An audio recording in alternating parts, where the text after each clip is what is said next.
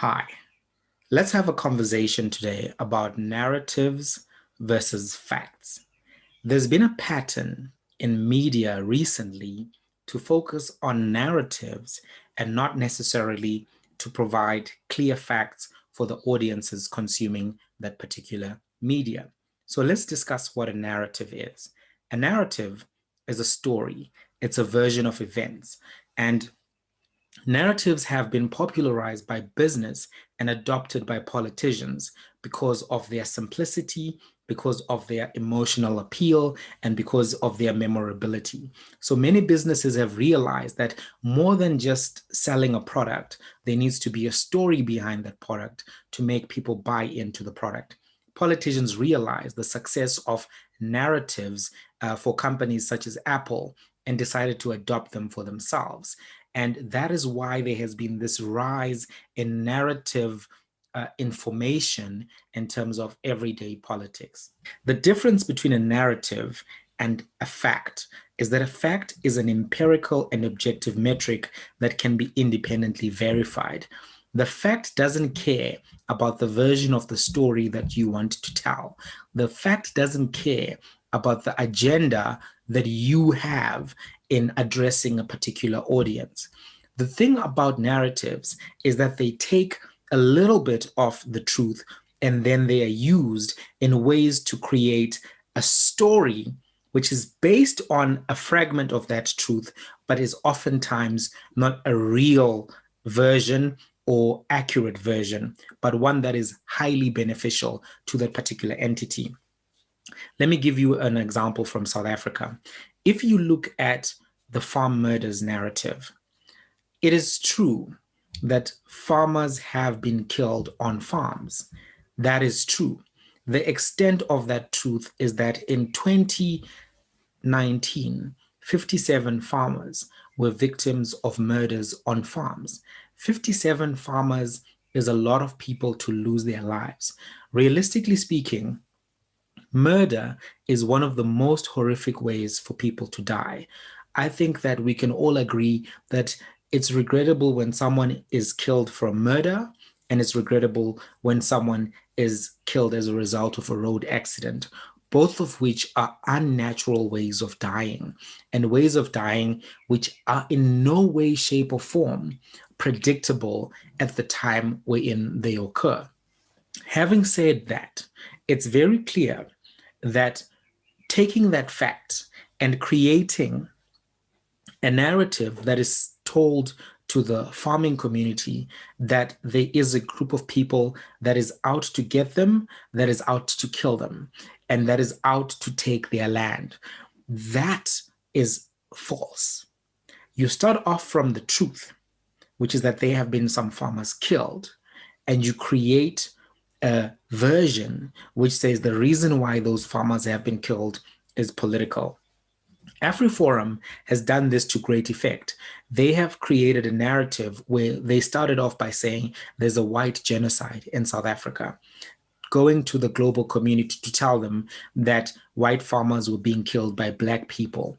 And that was disproved. It was fact checked around the world and proven to be a false narrative. They reshaped their narrative and started talking about farm murders, saying that farmers are being killed in South Africa.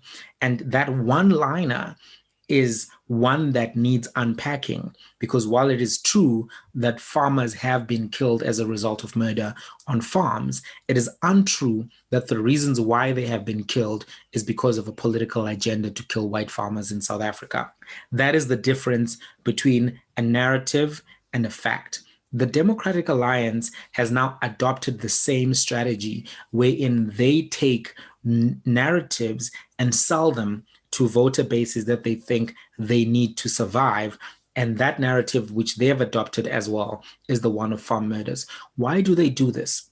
It's very clear that the Democratic Alliance feels like they need to regain the votes that they lost. One of the areas that they have targeted is the voters that they lost to the Freedom Front Plus.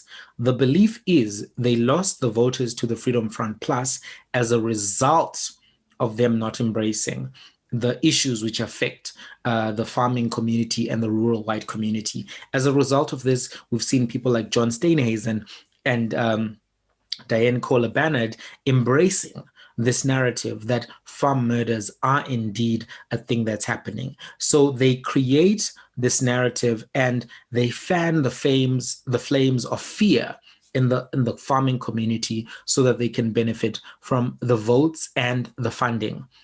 It's important that we expose this narrative for being, one, a falsehood, two, a malicious narrative, but three, one that really threatens the social fabric of South Africa.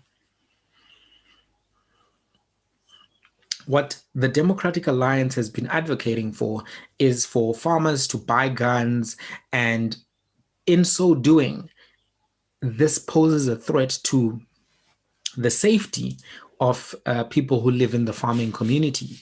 Just imagine, if you will, farmers who believe that any Black person that they don't know or can't identify is a threat to their lives.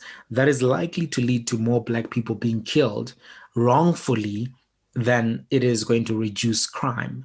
So I think it's important for us to bear this in mind, because it looks as if the narrative is one that AfriForum and the Democratic Alliance are doubling down on.